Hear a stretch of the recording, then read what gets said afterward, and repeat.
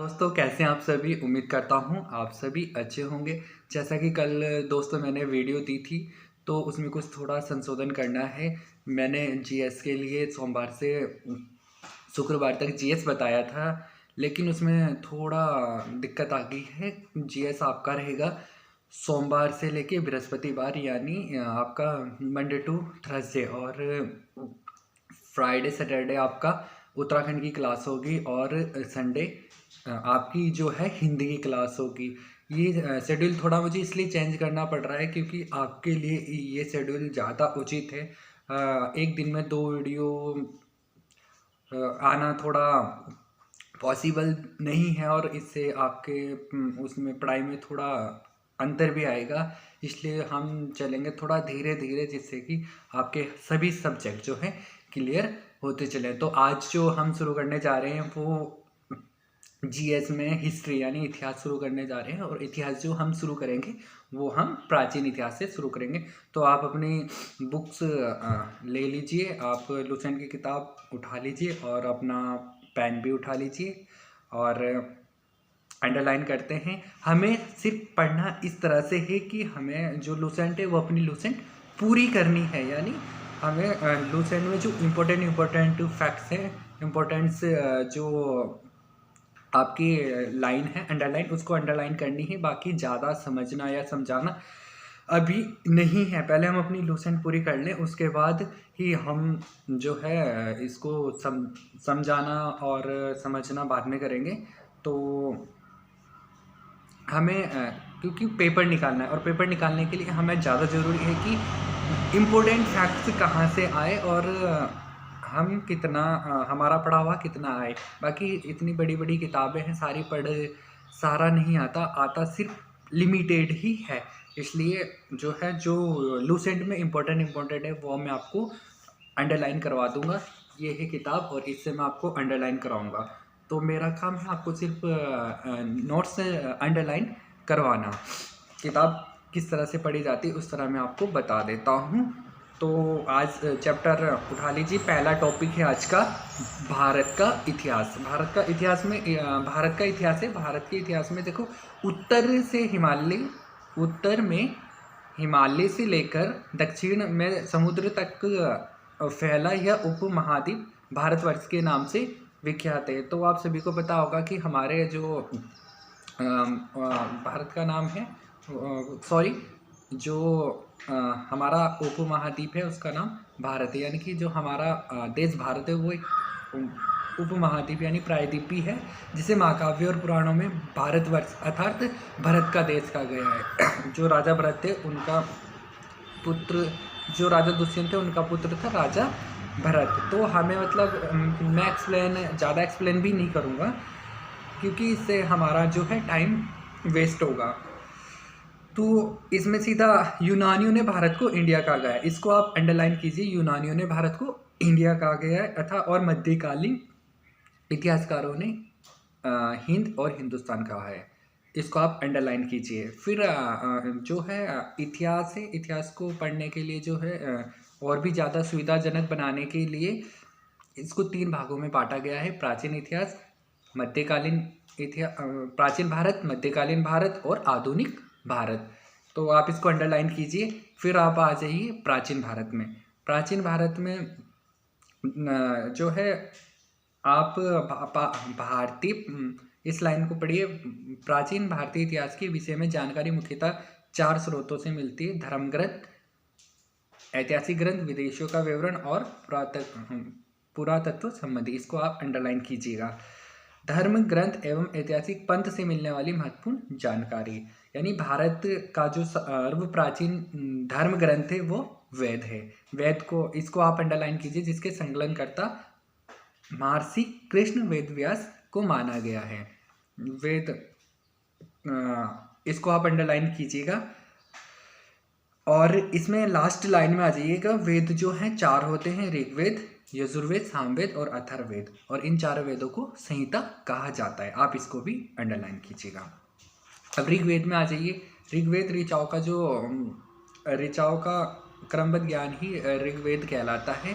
तो इसको एक्सप्लेन करने की भी ज़्यादा जरूरत नहीं है।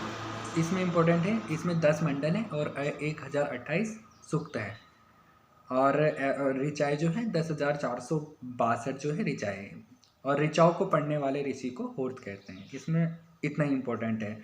और अब नेक्स्ट लाइन में आ जाइए। ऋग्वेद विश्वामित्र द्वारा रचित ऋग्वेद के जो तीसरा मंडल है, इसमें सूर्य देवता समर्पित, सावित्री को समर्पित प्रसिद्ध गायत्री मंत्र है। इसको आप अंडरलाइन कीजिएगा। इसमें 9वें मंडल में सोम देवता का उल्लेख मिलता है, इसको भी आप अंडरलाइन कीजिएगा। इसके 8वें मंडल में हस्तचलित ऋचाओं को खिलका जाता है, इसे इतना जरूरत नहीं है। चतुष्फलीय समाज की कल्पना का आदि स्रोत ऋग्वेद यानी 10वें मंडल में वर्णित पुरुषोक्त है। 10वें मंडल को आप नोट कीजिएगा। 10वें मंडल में किसका वर्णन मिलता है? पुरुषोक्त का, जिसमें 4 वर्ण होते हैं, ब्राह्मण, क्षत्रिय, वैश्य और शूद्र। इसको आप वो नोट कर लीजिएगा। अब नेक्स्ट आ जाइएगा। ऋग्वेद में इंद्र के लिए 250 तथा अग्नि के लिए 200 ऋचाओं का वर्णन है। ये क्वेश्चन आता है, तो आप इसको नोट कीजिए, अंडरलाइन कीजिए। यजुर्वेद में आपको सिर्फ इसका पाठकर्ता को अध्वर्यु कहते हैं। इसको आप इम्पोर्टेंट नोट अंडरलाइन कीजिए। यह एक ऐसा वेद है जो गद्य और पद्य दोनों में है। इसको भी आप अंडरलाइन कीजिएगा।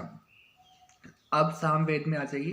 सामवेद में साम का शाब्दिक अर्थ है कान। इसको अंडरलाइन करने की जरूरत नहीं है। इसके पाठकर्ता को उत्तरायण कहते हैं, इसको आप अंडरलाइन कीजिएगा।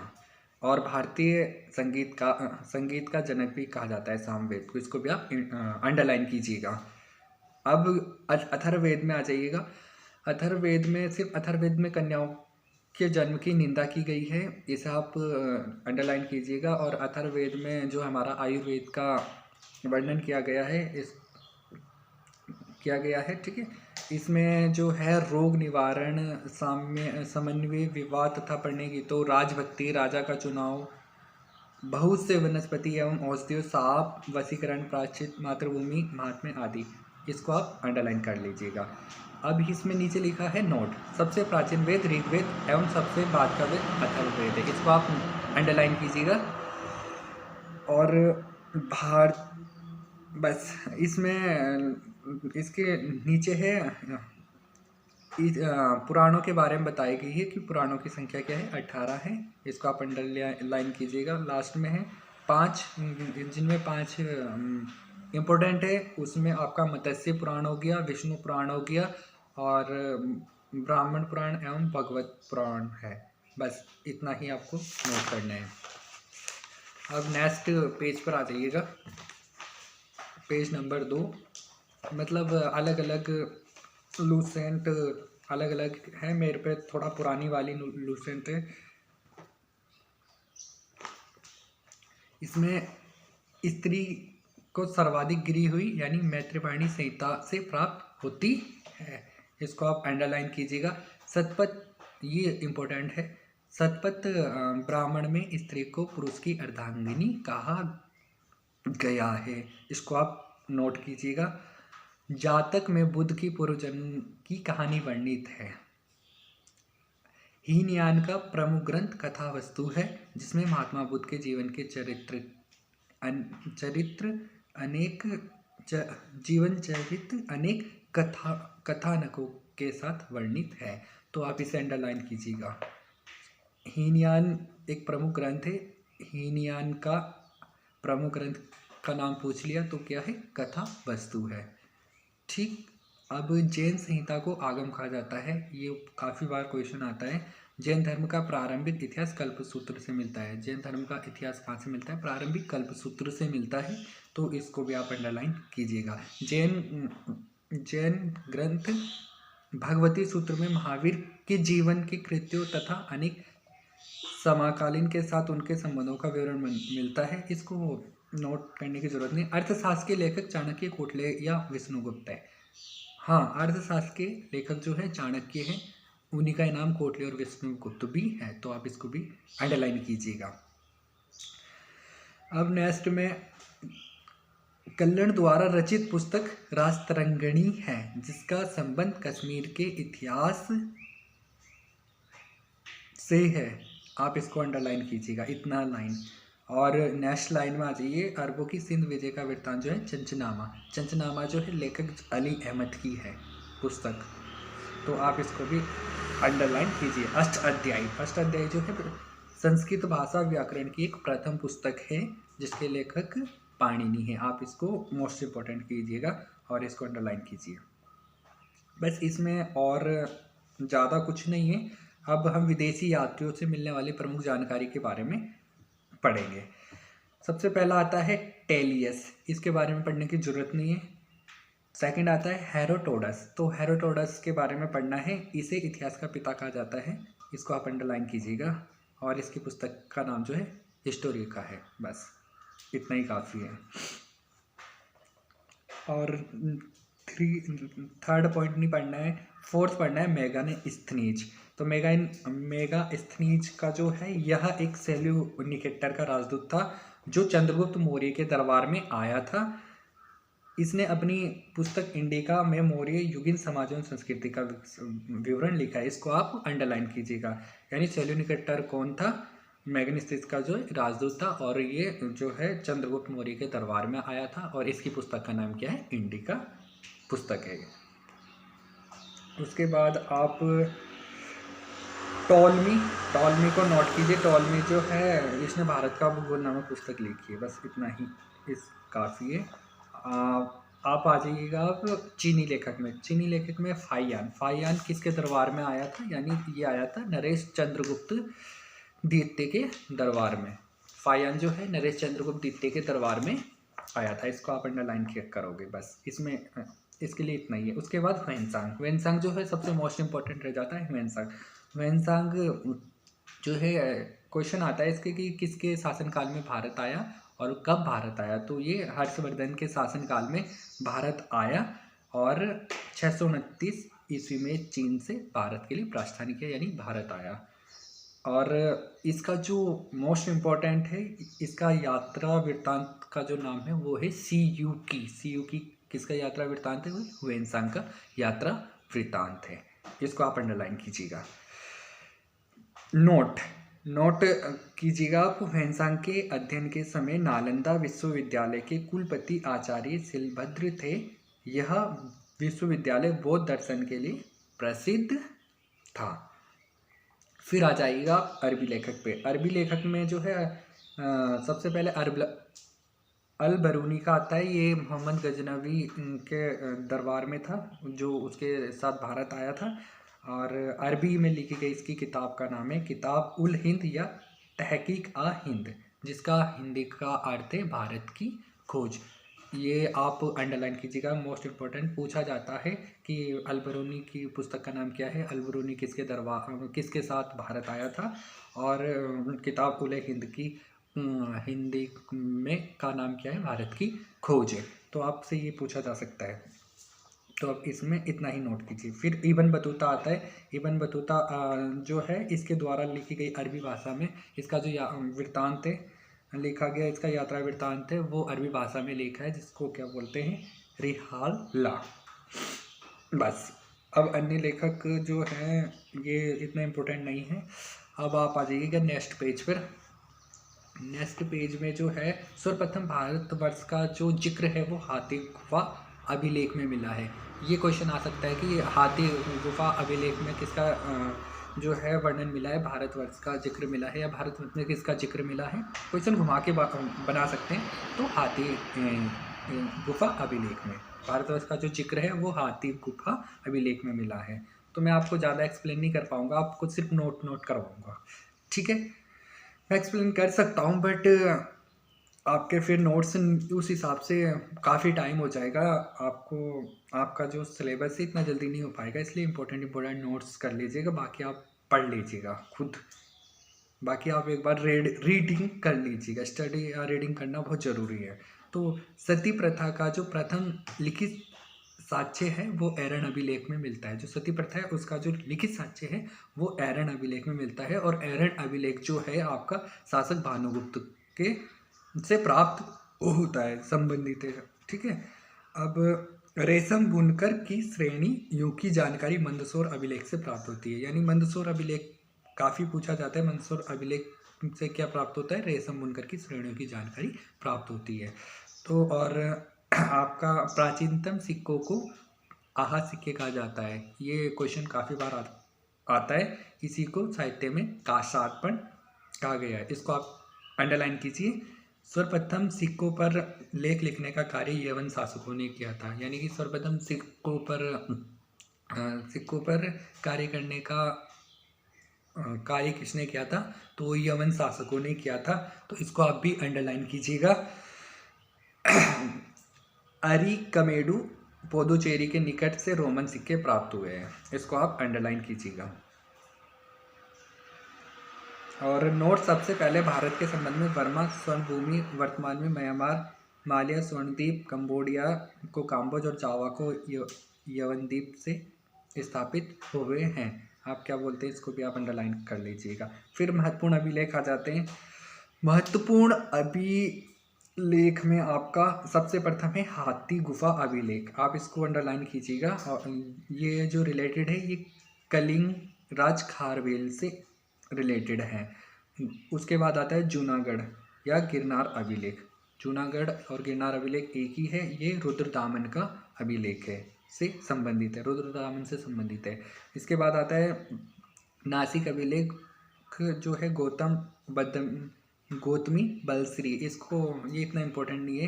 प्रयाग स्तंभ अभिलेख ये ज़्यादातर पूछा जाता है, तो ये है समुद्रगुप्त का।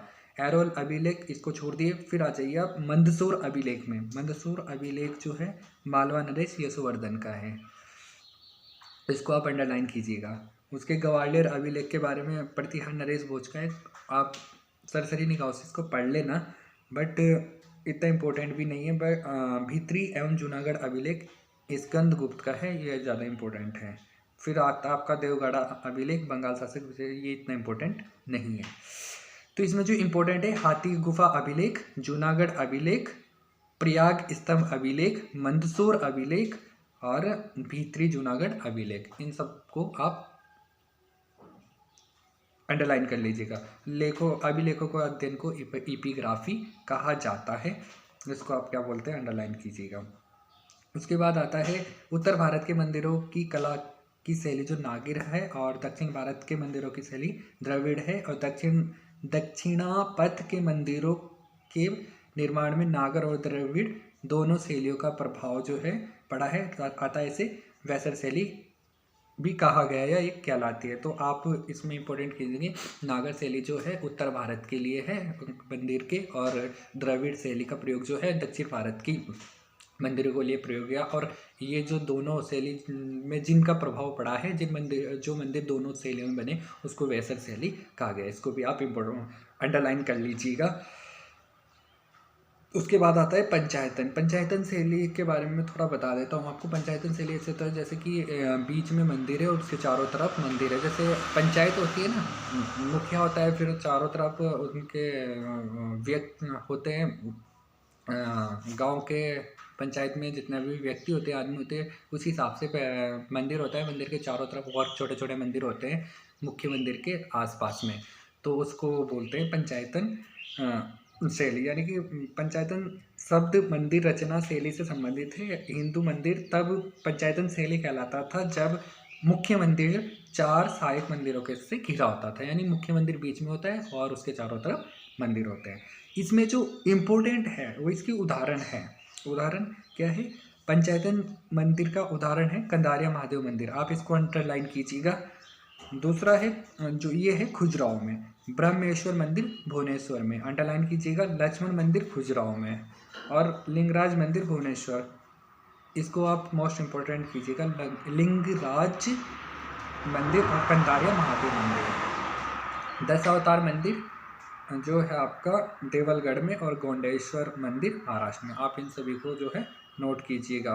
तो आज आपका पहला टॉपिक खत्म होता है, और कल जो है आपका दूसरा टॉपिक यानी ऐतिहासिक काल के बारे में आपको नोट्स बता दूंगा मैं।